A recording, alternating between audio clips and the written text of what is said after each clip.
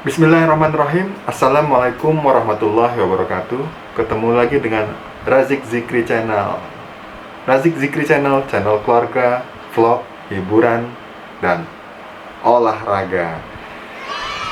Nah teman-teman semua, sekarang ini lagi ada berita terbaru yang ingin saya angkat, yaitu ada aktor besar, aktor besar berinisial DS yang jatuh terjerembab dalam masalah hukum, terutama dalam penyalahgunaan ganja. Nah ini lagi seru-serunya di YouTube itu juga banyak yang membela aktor DS ini, ada juga yang beberapa yang membuli, ya para netizen juga banyak memberikan komentarnya masing-masing. Nah di sini Razik Zikri Channel akan mencoba menyampaikan pandangan tentang kasus yang dialami oleh aktor DS ini. Nah sebelum kita masuk ke intinya, tolong terlebih dahulu subscribe, like, dan share.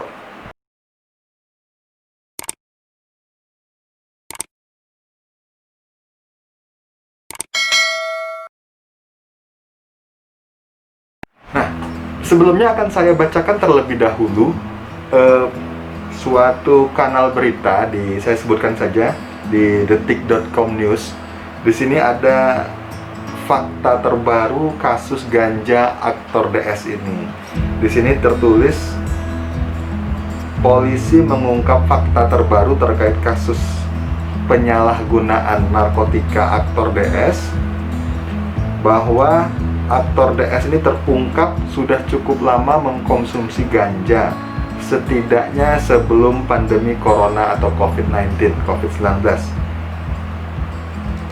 Keterangan tersangka ini sudah menggunakan narkotika jenis ganja, tapi on off, kadang stop, kadang berhenti, kata Kapolres Metro Jakarta Selatan Kombes Budi Sartono di Polres Metro Jakarta Selatan, Selasa 2 Juni 2020. Nah ini ada di kanal berita di detik.com.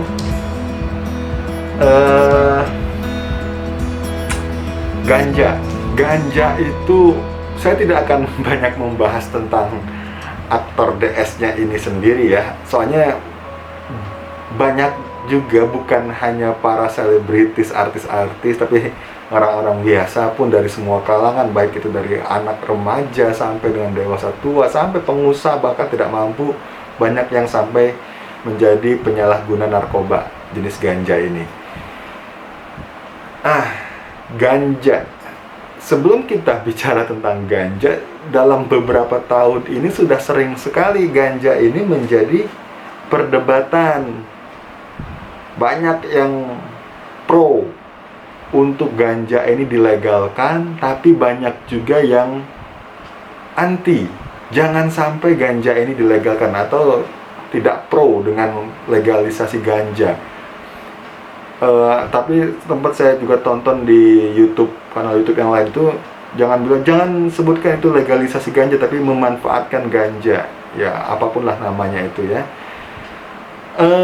Silakan kalau Anda ingin berdebat tentang hal itu, silakan saja, tapi memang kita memiliki hak untuk menyampaikan pendapat pribadi seperti itu. Sebelum kita bicara banyak tentang atau terlibat dalam perdebatan itu, ya teman-teman semua harus tahu terlebih dahulu sejarah ganja itu.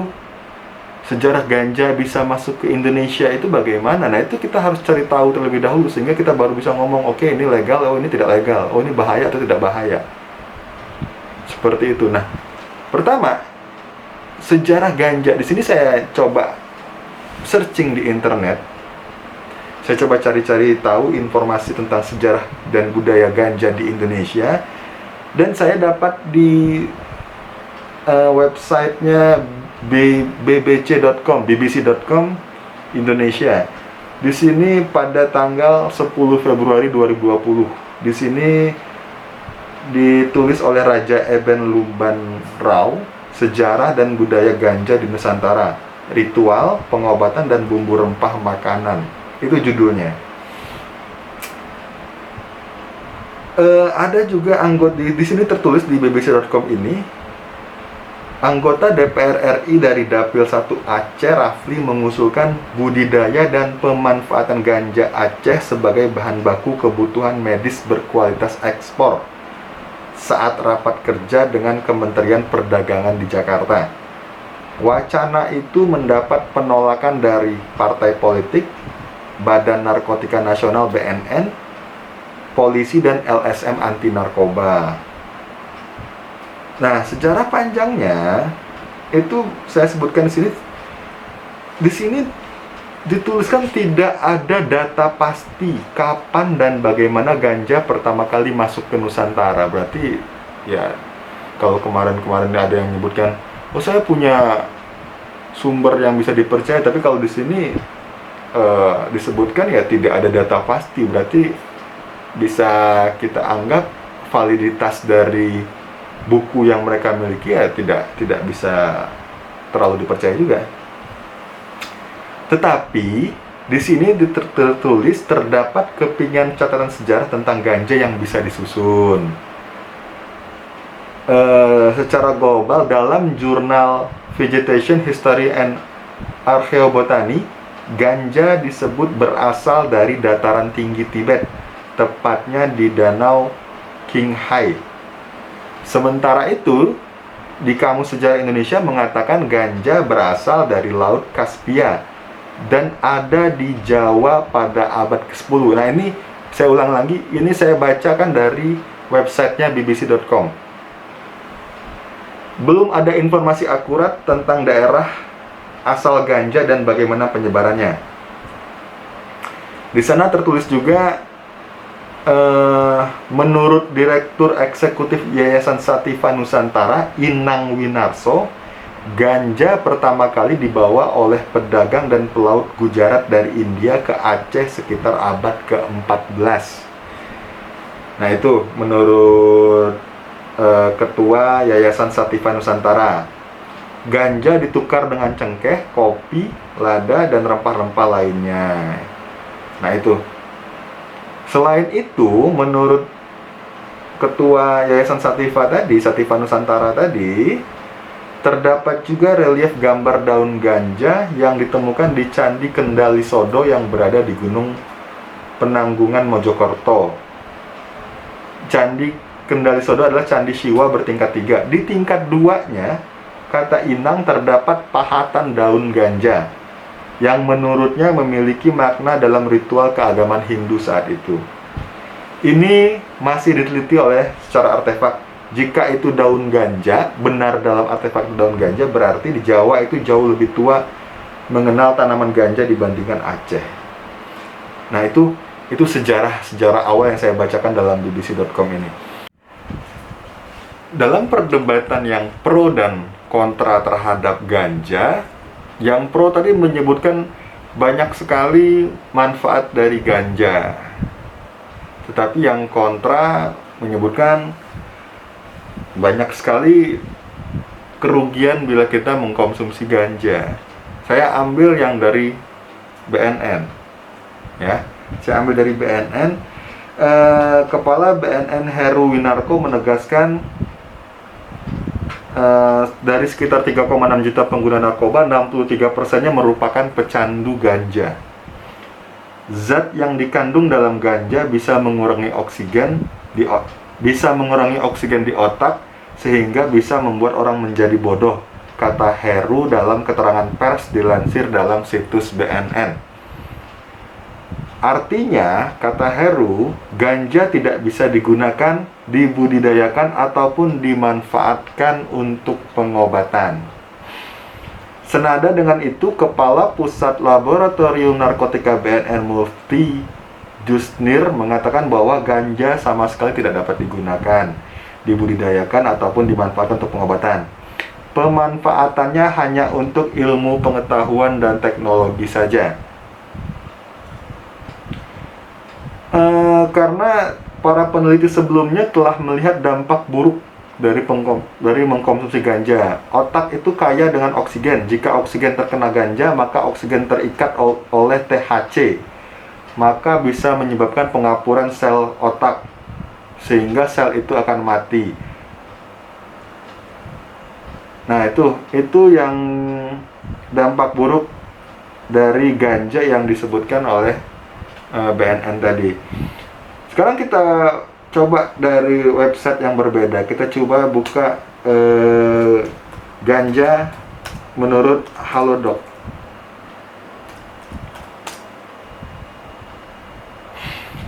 Nih, dalam website halodoc.com ini efek ganja pada kesehatan tubuh yang teman-teman harus tahu. Satu, efek ganja pada otak. Teman-teman bisa searching, bisa buka sendiri website itu. Saat kamu menggunakan ganja terlalu banyak, maka akan mengganggu kemampuanmu dalam berpikir. Kamu bisa mengalami kehilangan memori hingga terhambatnya fungsi otak. Hal ini dibuktikan adanya perubahan struktur tertentu pada otak jika kamu menggunakan ganja dalam jangka panjang. Itu dampak buruknya pada efek ganja bagi kesehatan pada organ otak. Pada organ paru-paru, faktanya kandungan tar pada ganja hampir 3 kali lipat lebih tinggi dari tar tembakau dalam rokok. Jadi dia 3 kali lipat dibandingkan rokok bahayanya. Asap yang dihasilkan dari pembakaran ganja juga memiliki kandungan zat penyebab kanker jauh lebih tinggi dari asap rokok biasa. Akibatnya risiko kanker paru-paru semakin tinggi, terutama jika pemakaian ganja dalam waktu lama. Terus efek kepada kesehatan mental. Pengguna ganja yang berlebihan bisa mengganggu kesehatan mental, misalnya menyebabkan kambuhnya gejala psikosis pada mereka yang mengidap skizofrenia. Tidak hanya itu, ganja membuat seseorang mengalami halusinasi, delusi, meningkatkan rasa cemas dan serangan panik. Penggunaan ganja dalam jangka panjang juga membuat seseorang sulit tidur, mengalami perubahan suasana hati dan berkurangnya nafsu makan. Nah, ini agak bertolak belakang nih. Kalau tadi di bbc.com tadi mungkin saya belum sebutkan, akan saya bacakan tadi. Kalau di bbc.com tadi manfaat ganja itu manfaat marijuana atau cannabis indica, golongan dari ganja, adalah anti mual, meningkatkan nafsu makan, manfaat untuk insomnia, berarti dia membantu orang untuk cepat tidur, anti kanker, anti nyeri, anti asma, dan obat gangguan saluran cerna. Tetapi pada halodoc.com itu berbeda, dia malah membuat seseorang sulit tidur, bahkan membuat seseorang berkurang nafsu makannya. Tadi disebutkan menambah nafsu makan, yang ini malah menyebutkan berkurang. Teman-teman semua, di negara kita ada undang-undang yang mengatur tentang narkotika, yaitu Undang-Undang Nomor 35 Tahun 2009. Di sana ada klasifikasi antara penyalahguna, korban, dan pengedar sana. Tapi teman-teman harus tahu apa itu korban. Ya, kalau korban dalam Kamus Besar Bahasa Indonesia adalah orang atau manusia atau objek yang menderita akibat suatu kejadian. Beberapa selebritis itu, artis-artis itu, apakah bisa disebutkan sebagai korban? Atau masuk kategori penyalahguna? Kalau penyalahguna sudah banyak ya, tapi kalau korban saya juga nggak tahu banyak atau tidak. Yang saya tangkap dari pengertian Kamus Besar Bahasa Indonesia korban tadi, berarti bila Anda menggunakan ganja itu dalam kondisi tertekan, ditekan oleh seseorang, dipaksa, atau Anda dalam kondisi ditipu. Bro, ini ada rokok misalkan, ternyata rokok isinya ganja dan tiba-tiba Anda menjadi ketagihan dengan ganja itu, ya misalkan seperti itu. Nah, itu baru Anda menjadi korban. Tetapi bila Anda itu membeli ganja itu dalam kondisi sadar, atau ada yang menawarkan ganja itu dalam kondisi sadar, bos, ini ada ganja, mau nggak? Misalkan seperti itu, bisa bikin enak. Anda dengan kesadaran Anda dan dengan kewarasan Anda, oke, sini saya konsumsi. Apakah itu korban? Tidak, itu adalah penyalahguna. Nah, ini harus teman-teman harus tahu. Kalau pengedar, nah itu yang kurang ajar, harus dihukum berat itu. Kalau Anda sudah menjadi penyalahguna rutin, ya berarti Anda masuk kategori pecandu. Ya, ringan, sedang, berat, ya harus dilihat lagi, harus penuh dengan kajian lagi. Tapi apapun itu, baik itu pecandu ringan, pecandu berat, pecandu sedang tadi itu, ya semuanya bila ingin Anda pulih kembali, ya harus mengakui dulu kalau Anda itu salah. Selain Anda melanggar hukum, Anda telah merusak diri Anda sendiri. Kenapa? Karena dalam penelitian itu banyak mudaratnya, banyak merusaknya, termasuk rokok. Saya juga setuju kenapa ganja dilarang tapi rokok tidak dilarang. Kalau rokok mau dilarang, silakan, saya setuju, bagus juga, nggak masalah dalam sana. Ya, nah itu tadi awal untuk pemulihan itu harus mengakui. Jadi secara hukumnya bila Anda korban atau bila Anda penyalahguna, harusnya Anda direhab. Tapi kalau Anda pengedar, Anda harus dihukum dengan berat. Ya. Tadi aktor DS ini berarti idealnya dia ini direhab. Kenapa? Kalau penyalahguna itu, ya kita tidak boleh menstigma. Penyalahguna itu tidak boleh kita stigma sebagai penjahat. Ya, dia itu mungkin sedang jatuh saja. Siapapun itu kita tidak boleh stigma. Kenapa? Karena orang bisa berubah dengan mudah. Kita tetap berpikir positif. Jangan, bukan berarti dia ini seperti penjahat besar, harus dibully, dizalimi, segala macam. Tidak. Kita harus berpikir kalau dia ini memiliki kesempatan untuk pulih dan memiliki kemungkinan yang besar untuk pulih dan sehat dan sembuh. Apalagi tadi dia sudah mengakui kesalahannya. Nah, itu langkah awal. Kalau teman-teman pernah membaca 12 Steps atau 12 langkah Narcotics Anonymous, langkah pertama adalah kita mengakui bahwa kita tidak berdaya terhadap adiksi kita. Nah, itu tadi. Akui saja kalau Anda itu sudah kecanduan, kalau Anda itu sudah adiksi tadi. Itu bagi Anda yang sudah termasuk kategori pecandu. Ya, kalau Anda sudah masuk kategori pecandu, ya segera akui kesalahannya itu, segera perbaiki diri Anda, niatkan untuk pulih, lakukan pemulihan Anda, rehabilitasi.